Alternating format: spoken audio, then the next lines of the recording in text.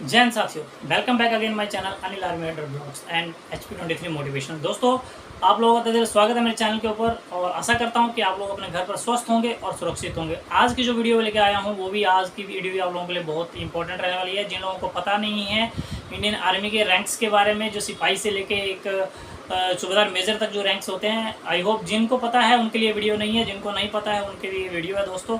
और ये जो वीडियो है ये मेरे जितने भी मेरे भाई बहन हैं जिन्होंने भी मेरे चैनल को सब्सक्राइब कर रखा है वो ज़रूर इस वीडियो को देखें और लास्ट तक जरूर देखें और स्किप ना करें वीडियो को, तब पूरी जानकारी को समझ पाएंगे। ठीक है दोस्तों, चलिए बात करते हैं आज हम रैंक्स इन इंडियन आर्मी एक सिपाही से लेके सूबेदार मेजर तक। ठीक है ना। तो फर्स्टली जो होता है हमारा सिपाही होता है, सोल्जर होता है। जो एज ए सोल्जर हम भर्ती होते हैं, जैसे कि अभी अग्निवीर की भर्ती चल रही है तो एज ए सोल्जर हम भर्ती होंगे वहाँ पर। तो उसकी जो सर्विस लिमिट होती है, अभी तो 4 साल हो गई है, 4 ईयर्स हो गई है, बट पहले कितनी होती थी? पहले जो एक सिपाही भर्ती होता था, जो परमानेंट भर्ती थी, रेगुलर भर्ती में एक सिपाही की जो कलर सर्विस थी 17 सिपाही में। एज सिपाही में अगर सर्विस करना चाहते हैं तो कितना होगी? अगर उसको कोई रैंक नहीं मिलता है तो उसकी जो सर्विस है वो 17 साल होती थी या 19 साल होती थी, वो ट्रेड के हिसाब से होती थी उसके। ठीक है ना। टेक्निकल की 19 और जो जेडी का ट्रेड होता है उसकी 17 साल होती है। ठीक है। 17 ईयर्स क्या है, सिपाही के अंदर नौकरी करके आपको घर भेज दिया जाएगा कलर सर्विस करके। ठीक है। नेक्स्ट बात करूं, अगर आपको प्रमोशन मिलता है इसके बाद सोल्जर का, तो आपको अपॉइंटमेंट रैंक मिलेगा आपका प्रमोटिव, अगर प्रमोशन में आपका अगर आ जाता है। ठीक है। नेक्स्ट तो आपको क्या यहाँ पर लेसनायक रैंक मिलेगा। लेसनायक यानी कि होता है अपॉइंटमेंट रैंक। ठीक है ना। इसका कोई वो नहीं है, सिर्फ ये एक एज ए अपॉइंटमेंट दिया जाता है आपको, जो है रैंक है। इसके बाद आपको जो फिक्स रैंक मिलता है नायक का, इसका जो पेमेंट है, इसका पेमेंट आपको फ्री नायक का मिलना शुरू हो जाता है। इसकी जो सर्विस होती है वो 22 ईयर्स होती है, प्लस 2 ईयर्स आप कर सकते हो, यानी कि 2 साल बढ़ा के और इसमें कर सकते हो आप। ठीक है। उसके बाद इसके बाद जो होता है लेस हवलदार का जो रैंक दिया जाता है आपको, अपॉइंटमेंट रैंक, ये भी अपॉइंटमेंट रैंक होता है। ठीक है। ये आपको प्रमोटिव तरह से आपको दिया जाता है कि आपको आगे प्रमोट कर लिए। पहले आपको लेस हवलदार बना दिया था अगर आपका जो नंबर सीनियरिटी में आ रहा है तो। उसके बाद जो आप अगर आपका डायरेक्ट अगर आप हवलदार बन जाते हो तो डायरेक्ट बन जाओगे यहाँ पर। दोस्तों मैं यहाँ बात कर रहा था, उसके बाद जो आपका हवलदार के अंदर आपको कितने 26 ईयर्स आपको नौकरी जॉब करने को मिल जाती है। अगर एज ए हवलदार आप घर पेंशन आ जाते हो तो उसके बाद वो आपके ऊपर वो है कि आपको प्रमोशन मिलता है कि नहीं मिलता आपके सीनियरिटी के हिसाब से। उसका जो BHM रैंक होता है, ये भी अपॉइंटमेंट रैंक होता है। ये बैटरी हवलदार मेजर होता है। जब आप सीनियर हो जाते हैं तो आपको एक बैटरी का चार्ज वहाँ पर संभालने को मिल जाता है। आपको पूरे बंदों को वहाँ पर संभालना पड़ता है, उनके ऊपर क्या है एज एन एडमिनिस्ट्रेटिव का काम करना पड़ता है। उसके बाद RHM का है, ये पूरी रेजिमेंट को क्या है यहाँ पर जो है संभालते हैं, पूरी रेजिमेंट को एडमिनिस्ट्रेट करते हैं ये।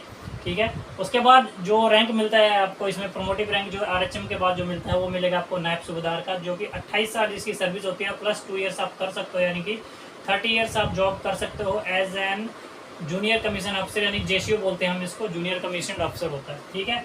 या इसके बाद आपको सूबेदार का इसी में प्रमोट किया जाता है। इसके बाद सूबेदार का रैंक जैसे जैसे आपका आगे जो सीनियरिटी में आता जाएगा नंबर, तो वैसे प्रमोटिव किया जाएगा आपको। 28 ईयर्स प्लस 2 ईयर्स, इसमें भी सेम होता है, 30 ईयर्स आपकी जॉब होती है। ठीक है।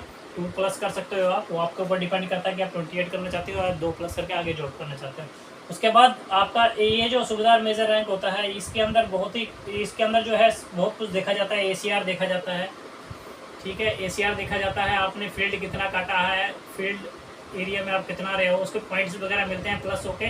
फिर आपका क्या है इसके अंदर नंबर पड़ता है, ये हर किसी का नंबर इसके अंदर नहीं पड़ता है। ठीक है। जिसका भी नंबर इसके अंदर पड़ता है वो क्या है सूबेदार मेजर एज एन सूबेदार मेजर अपॉइंटमेंट होता है। ठीक है। सूबेदार मेजर अपॉइंटमेंट होता है रेजिमेंट के अंदर, जो कि रेजिमेंट को संभालते हैं यहाँ पर। ठीक है। तो इनकी जो सर्विस है ये 4 साल और बढ़ जाते हैं यहाँ पर, 30 के बाद 4 यानी कि 34 ईयर्स क्या इनकी जॉब हो जाती है। तो 34 ईयर्स इनको करना पड़ेगा आगे, किसी भी रेजिमेंट को ये कमान आगे संभालेंगे। ठीक है ना। एक सबसे मेन जो रेजिमेंट का जो हम बोलते हैं, जो एक रेजिमेंट की जो रीढ़ की हड्डी होती है वो कौन सा होता है? ये सूबेदार मेजर होता है। ठीक है।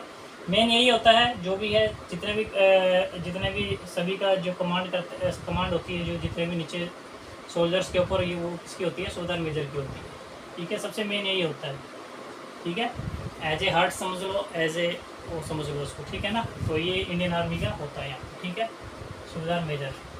ठीक है। SM बोलते हैं जिसको हम निबंसा जानते हैं। ठीक है दोस्तों, ये थे कुछ रैंक्स। ठीक है, जो मैंने आपको बताया कि सूबेदार मेजर तक कैसे कैसे आप लोग सूबेदार मेजर तक पहुँचते हो। ठीक है।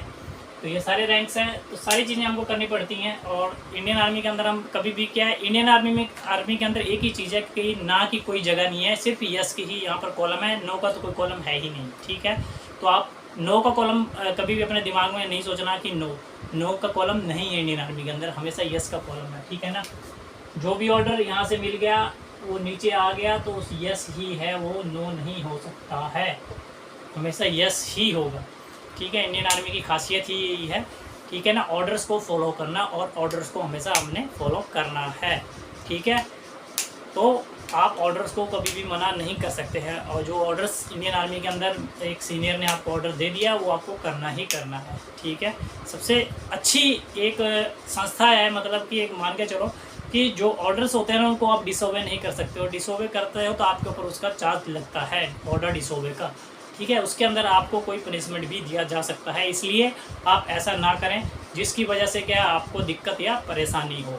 ठीक है दोस्तों, तो अगर वीडियो अच्छी लगी हो तो लाइक शेयर एंड सब्सक्राइब जरूर कर दें चैनल को, और ऐसी ही इन्फॉर्मेटिव जानकारी अगर आप लोग चाहते हो तो कमेंट करके जरूर बताएं, और कमेंट में जय हिंद जरूर लिख दें, क्योंकि आप सभी लोगों का क्या है, इंडियन आर्मी में जाने का सपना है और इस वर्दी को हासिल करने का सपना है। अगर आपका भी ड्रीम है तो इस वीडियो को ज़्यादा से ज़्यादा लाइक कर दो, शेयर कर दो और सब्सक्राइब कर दो चैनल को। दोस्तों मिलते हैं इसी तरह नेक्स्ट इन्फॉर्मेटिव वीडियो के साथ, तब तक के लिए दोस्तों जय हिंद, जय Bharat, Vande Mataram and God bless you.